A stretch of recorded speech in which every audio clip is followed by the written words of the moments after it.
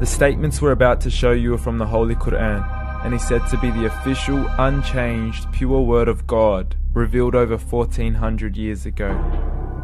Claiming to be the word of God is a heavy statement, and without proof, or if a single contradiction is found within the book, the apparent word of God will be proven false. So without further ado, let's put the book to the test.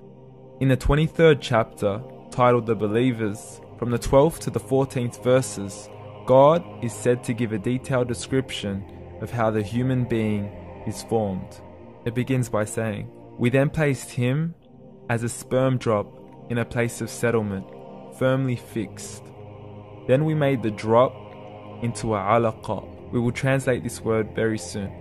"And then we changed the alaqa into a lump. Then we made out of that lump into bones. And then we clothed the bones with flesh. Then we caused him to grow and come into being and attain the definitive human form." In the 21st century, we can now safely say that this verse is clearly describing the process of human development in correct chronological order. However, what we should be paying attention to in particular is the second stage, referring to the development of the embryo. The specific word used to describe the embryo in this verse is the word alaqa. The word alaqa, when translated into English, can mean three separate things.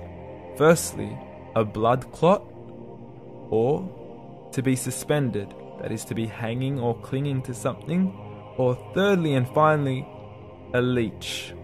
Now, all three definitions don't come anywhere near what we perceive to be the human embryo.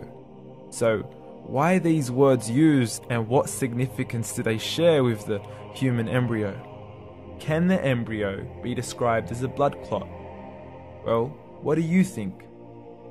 In the 3rd week of embryonic development, a tubular heart joins with the blood vessels to form a primordial cardiovascular system, and by the end of the 3rd week, the blood is circulating and the heart begins to beat on day 21.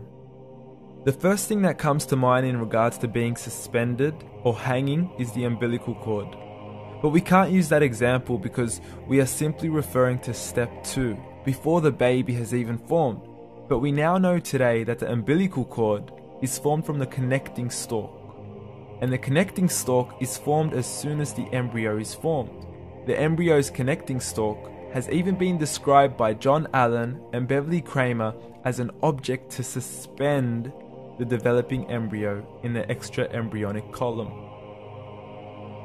So an embryo is suspended and does have a strong resemblance with the blood clot.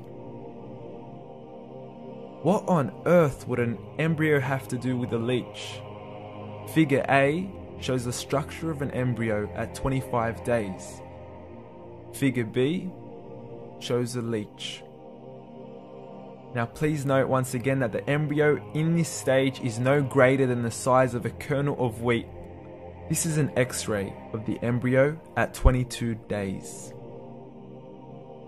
This is the internal structure of a leech. It's mind-blowing stuff, but you still haven't seen anything yet. This is the head of the embryo at 22 days. The detail you are seeing right now is absolutely impossible to be seen with the human eye and can only be seen with a microscope. This is the back end of a leech. There's no other words used to describe this other than mind-blowing. The pictures we have shown you are impossible to be seen with the human eye or even to be predicted by the human mind. Once again, the verses we have shown you were revealed over 1400 years ago to a man who couldn't read nor write. Are these the words of God? Descriptions of the human embryo in the Quran cannot be based on scientific knowledge in the 7th century.